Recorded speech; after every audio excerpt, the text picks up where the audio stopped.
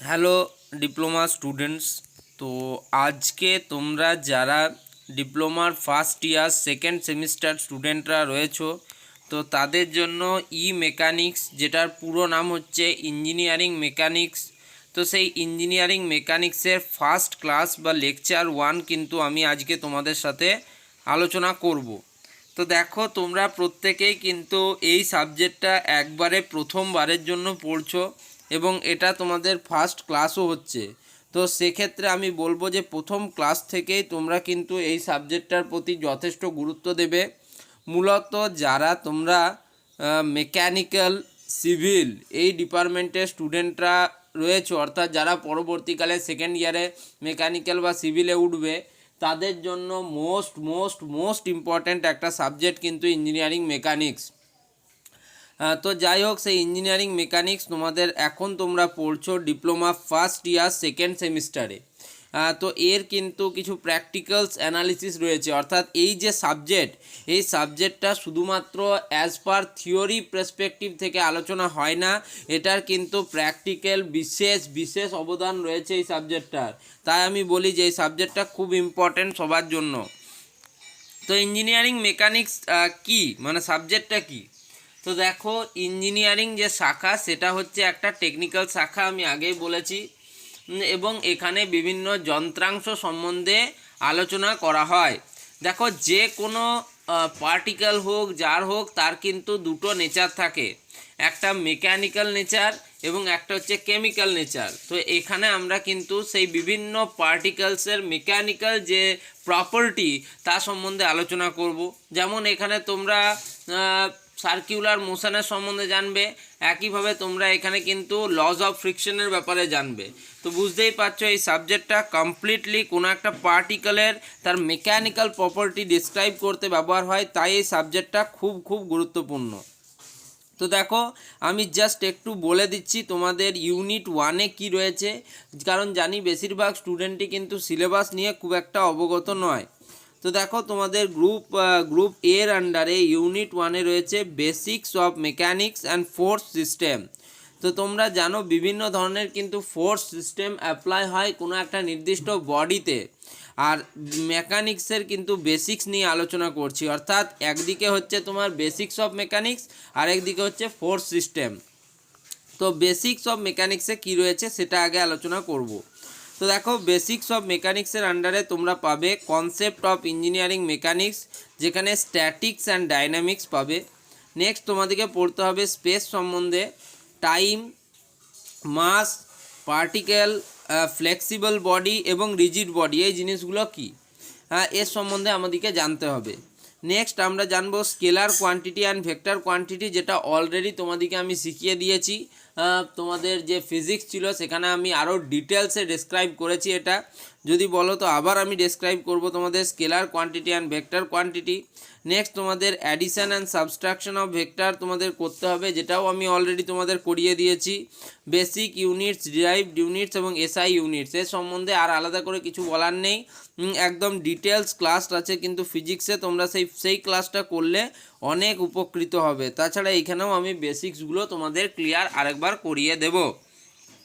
আমার চ্যানেলেই তোমরা diploma first semester প্লেলিস্টেই এই যে তোমার নেক্সট পার্টটা, অর্থাৎ scalar quantity and vector quantity, addition and subtraction of vector, basic units, derived unit, SI unit, সেটা কিন্তু কমপ্লিট সেখানে তোমরা পেয়ে যাবে। তোমরা একবার কিন্তু সেই প্লেলিস্টটা ভিজিট করে নিও। এবার আমি একদম শুরু থেকে, দেখো আমি তোমাদের বলেছিলাম যে ফার্স্ট ডে 1 থেকে যে একদম শুরু থেকে তোমাদের করাবো, আর লেটেস্ট অ্যাকর্ডিং টু লেটেস্ট তোমাদের যে সিলেবাস সেটা অনুযায়ী ক্লাস।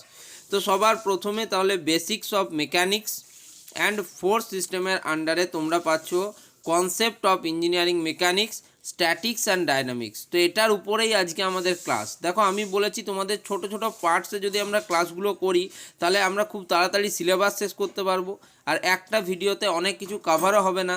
ছোট ছোট পোর্শনে কাভার করতে গেলে কিন্তু আমরা কমপ্লিট সিলেবাসটাকেই আলোচনা করতে পারবো। ওকে, আমরা তো আর কোনো মানে তোমাদের র্যাপিড ফায়ার ক্লাস হচ্ছে না বা তোমাদের ম্যারাথন ক্লাস হচ্ছে না, এটিগুলো হচ্ছে তোমাদের বেসিক ক্লাসগুলো। সেক্ষেত্রে তোমাদের কিন্তু ছোট ছোট টুকরোতে আলোচনা করলে আশা করি অনেক সুবিধাই হবে। তাহলে আমি দেখো একদম প্রথমে, যেহেতু আজকে আমাদের ইন্ট্রোডাকশন ক্লাস ইঞ্জিনিয়ারিং মেকানিক্সের এবং বেসিক ক্লাস, সেহেতু আমি একদম ডিটেলস থেকে শুরু করছি। তো দেখো, concept of engineering mechanics, statics and dynamics. কোথা থেকে তোমার এই ইঞ্জিনিয়ারিং মেকানিক্সটার কনসেপ্ট এলো? তো যদি আমি অ্যাজ এ ডেফিনেশন বলি, সেটা কিন্তু অনেক কিছু বোঝায়। তো যদি তোমাকে পরীক্ষায় লিখতে দেয়, তুমি কিন্তু এটা লিখতে পারো। তো তুমি এটা লিখবে, engineering mechanics is the branch of applied science. তোমরা জানো ফলিত যে বিজ্ঞান, সেটা হচ্ছে তোমার দুরকম বিজ্ঞান আছে, একটা হচ্ছে ক্লাসিক্যাল ফিজিক্স আর একটা হচ্ছে মডার্ন ফিজিক্স। তো ক্লাসিক্যাল ফিজিক্সের আন্ডারেও কিন্তু এই পড়ে তোমাদের অ্যাপ্লায়েড ফিজিক্স বা ফলিত বিজ্ঞান। তো ইঞ্জিনিয়ারিং মেকানিক্স কি? তো engineering mechanics is the branch of applied science. Engineering mechanics হলো অ্যাপ্লায়েড সায়েন্সের এমন একটি শাখা that deals with the behaviour of solid bodies. তোমরা বিভিন্ন কঠিন বস্তু দেখেছো, সেই কঠিন বস্তুর বিভিন্ন ধর্মাচরণের উপর নির্ভর করে কিন্তু এই ইঞ্জিনিয়ারিং মেকানিক্স হচ্ছে একটা শাখা।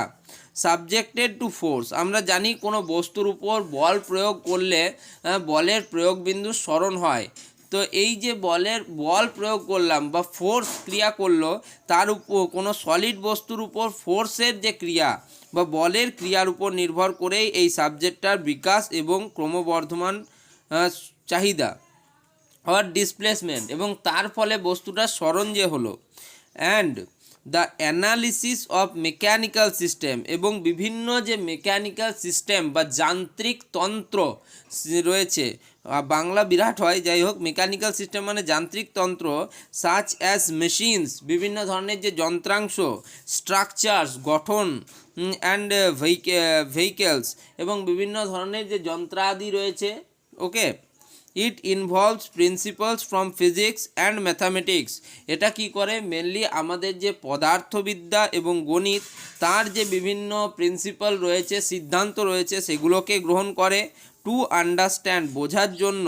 অ্যান্ড প্রেডিক্ট, এবং তোমার সঠিক প্রেডিক্ট করার জন্য। দ্য মোশন, বস্তুটার গতি অবস্থা। অ্যান্ড ডিফরমেশন, অর্থাৎ তার বিকৃতিকরণ। Of objects under various condition, বিভিন্ন অবস্থায় বস্তুর মধ্যে পীড়ন বিকৃতির এগুলো সৃষ্টি হয়। অলরেডি তোমরা কিন্তু স্থিতিস্থাপকতা যে অধ্যায় বা ইলাস্টিসিটিতে তোমরা কিন্তু এগুলি পড়েছো, আমি এবং ডিটেলসে আলোচনাও করেছি। তো সেই সমস্ত বস্তুর মধ্যে, অর্থাৎ কঠিন বস্তুর মধ্যে বিভিন্ন ধর্ম কিভাবে কাজ করছে, তার উপর বল প্রয়োগ করলে তারই কি ডিসপ্লেসমেন্ট হচ্ছে, এগুলো সম্বন্ধে জানতে আমাদেরকে সাহায্য করে এই ইঞ্জিনিয়ারিং মেকানিক্স। তো কি বলছে, কি concepts include equilibrium, Newton's laws of motion, kinematics, dynamics and structural analysis. তো এর মধ্যে আমরা মেনলি আলোচনা করি ইকুইলিব্রিয়াম নিয়ে। সেখানে কিন্তু স্থিতি মানে ইকুইলিব্রিয়াম মানে সাম্য, স্বস্তির সাম্য, অস্থির সাম্য, নিরপেক্ষ সাম্য, এগুলো সম্বন্ধে ডিটেলসে বলবো যদি তোমাদের সিলেবাসে থাকে তাহলে। Next, Newton's laws of motion, নিউটনের 3টে law, Newton's first law, second law এবং থার্ড ল। কাইনেমেটিক্স, তারপর হচ্ছে ডাইনামিক্স অ্যান্ড স্ট্রাকচারাল অ্যানালিসিস। এবার দেখো, engineering mechanics is fundamental to many এটা ইজ, যাই হোক, engineering mechanics is fundamental to many fields of engineering including civil, mechanical, aerospace and structural engineering. আমি বললাম যে এই সাবজেক্টটা তোমাদের কাদের জন্য খুব ইম্পর্টেন্ট? সিভিল এবং মেকানিক্যালের জন্য very very very much important কিন্তু এটা একটা সাবজেক্ট। তাছাড়াও তোমরা এরোস্পেস ইঞ্জিনিয়ারিং যারা পড়বে বা যারা স্ট্রাকচারাল ইঞ্জিনিয়ারিং নিয়ে এগোতে চাইছো, তাদের জন্য এটা কিন্তু একটা বেস্ট সাবজেক্ট। এবারে দেখো, যে কোনো সাবজেক্টকে ভাগ করতে হয়, মানে আমরা একদম ডিটেলসে কোনো একটা সাবজেক্টকে একবারেই পড়ে নিতে পারি না, তার কিছু বিভাজন রয়েছে। তো সেই ডিভিশন নিয়েই আলোচনা করব, যেটাই তোমরা পরবর্তীকালে দেখতে পাচ্ছ, statics and dynamics. Concept of engineering mechanics আমরা এতক্ষণ আলোচনা করলাম যে ইঞ্জিনিয়ারিং মেকানিক্স জিনিসটা কী। এবার আমরা আলোচনা করব স্ট্যাটিক এবং ডাইনামিকটা কি বলছে। তো দেখো, যদি আমরা এই যে ইঞ্জিনিয়ারিং মেকানিক্স আমরা বললাম, ঠিক আছে, সেই ইঞ্জিনিয়ারিং মেকানিক্সকে আমরা দুটো ভাগে ভাগ করি। একটাকে আমরা বলেছি স্ট্যাটিক পোর্শন, একটাকে বলা হচ্ছে ডাইনামিক। তো স্ট্যাটিক জিনিসটা কি? স্ট্যাটিক হচ্ছে physical science of bodies at rest, যে সমস্ত বস্তুগুলো স্থির অবস্থায় রয়েছে তার মধ্যে যে বিজ্ঞান ক্রিয়াশীল হচ্ছে সেটাকে বলা হচ্ছে স্ট্যাটিক ইঞ্জিনিয়ারিং মেকানিক্স। আর ডাইনামিক ইঞ্জিনিয়ারিং মেকানিক্স বলা হচ্ছে physical science of bodies at motion, গতীয় অবস্থায় থাকা অবস্থায় বস্তুটার মধ্যে কি তোমার ধর্ম রয়েছে সেটাকে আমরা কিন্তু আলোচনা করি এই ডাইনামিক সেকশনে। তো সেই ডাইনামিক সেকশনকে আবার আমরা দুটো ভাগে ভাগ করি, একটাকে বলা হচ্ছে কিনেমেটিক্স আর একটাকে বলা হচ্ছে কিনেটিক্স, অনেকে কাইনেমেটিক্সও বলে। তো যাই হোক, তুমি উচ্চারণ হিসেবে বলতে পারো কিনেমেটিক্স আর কিনেটিক্স। তো কিনেমেটিক্সটা কি? Physical science of bodies in motion, কোনো বস্তু যে গতীয় অবস্থায় আছে তার বিভিন্ন প্রাকৃতিক ধর্ম independent of force acting on it, তার উপর প্রযুক্ত বলের উপর নির্ভর করবে না। আর এখানে কি করবে? কিনেটিক্সে বলছে physical science of bodies in motion and force acting on it, এবং তার উপরে ক্রিয়াশীল বস্তু বলের প্রয়োগ সম্বন্ধে জানবো আমরা কিনেটিক্সে। তো যাই হোক, এবার দেখো, তোমরা অনেকেই বলতে পারো যে এই সাবজেক্টটার মধ্যে ফিজিক্যাল সায়েন্স এবং ফিজিক্স এই দুটো সাবজেক্ট কিন্তু বারবার ব্যবহার হবে, কারণ এখানে আমি বললাম যে এই সাবজেক্টটা হচ্ছে ম্যাথামেটিক্স এবং ফিজিক্সের কম্বিনেশনে তৈরি করা মেকানিক্যাল প্রপার্টি বোঝার জন্য সলিডসের, তাই এই দুটি শব্দ বারবার প্রয়োগ করা হবে। তো এটা আমি তোমাদের দেখলাম, তুমি যদি বলো চার্ট হিসেবে, তো এটা কিন্তু পরীক্ষায় আসে এই চার্টটা অনেক সময়, মেনলি এটা 2 to 3 মার্কস কিন্তু এতে থাকতে পারে। তো চার্টটা তোমরা একটু দেখে নেবে এবং নিজেরা একটু বাড়িতে প্র্যাকটিস করে নেবে। নেক্সট দেখো, the subject of engineering mechanics may be divided into the following two main groups. তো এখানে যে ইঞ্জিনিয়ারিং মেকানিক্স সাবজেক্টটা রয়েছে সেটাকে আমরা দুটো ভাগে ভাগ করতে পারি। আগেই আমি বলেছি, যেটা এখানেও তোমাদের লেখা ছিল স্ট্যাটিক্স অ্যান্ড ডাইনামিক্স। তো স্ট্যাটিক অ্যান্ড ডাইনামিক জিনিসটা কি সেটা আমি অলরেডি এখানে ছোট করে টুকরোতে বলেছিলাম। এবার যদি তোমাকে পরীক্ষায় প্রশ্ন দেয় what is static and what is dynamic, তাহলে তার উত্তরটা তুমি কিভাবে লিখবে দেখে নাও। দেখো, static, it is the branch of engineering mechanics which deals with the forces and their effects while acting upon the bodies at rest। কোনো বস্তু স্থির অবস্থায় থাকলে তার উপর ক্রিয়াশীল বলের প্রভাব সম্বন্ধে জানতে আমাকে কিন্তু যেটা সাহায্য করে সেটা হচ্ছে স্ট্যাটিক্স। ডাইনামিক্স কি বলছে? It or dynamics is the branch of engineering mechanics which deals with the forces and their effects, বল এবং বলের প্রভাব সম্বন্ধে while acting upon the bodies, বস্তুর উপর ক্রিয়া করার সময় in motion, গতীয় অবস্থায়। তাহলে কি বলছে? স্থির অবস্থায় যদি হয় কোনো বলের প্রয়োগ সম্বন্ধে জানতে হয় তাহলে আমরা জানবো স্ট্যাটিক পোর্শনে, যদি আমাদের গতীয় অবস্থায় জানতে হয় তাহলে আমরা জানবো ডাইনামিক পোর্শনে। এবার এই ডাইনামিক্সকে আমরা বললাম যে দুটো ভাগে ভাগ করা যায়, কিনেমেটিক্স আর কিনেটিক্স। তো কিনেমেটিক্স জিনিসটা কি বললাম? ইট is the branch of dynamics, এটা হচ্ছে ডাইনামিক্সের একটা শাখা, which deals with the bodies in motion, যখন বস্তু গতি অবস্থায় থাকে সেই অবস্থায় এটি ক্রিয়াশীল হয়, without any reference to the force, ফোর্সের কোনো রকম নির্দেশক ছাড়াই বা রেফারেন্স ছাড়াই, which are responsible for the motion, যে কারণের জন্য ওর মধ্যে বল বা গতি ক্রিয়াশীল হয়েছে। নেক্সট, কিনেটিক্স কি? It is the branch of dynamics which deals with the bodies in motion due to the application of force, কোনো একটা নির্দিষ্ট বলের ক্রিয়ায় কোনো বস্তুর মধ্যে কী ধরনের মোশন বা গতি জেনারেট করলো সেটা জানতে আমাদের সাহায্য করে এই স্ট্যাটিক।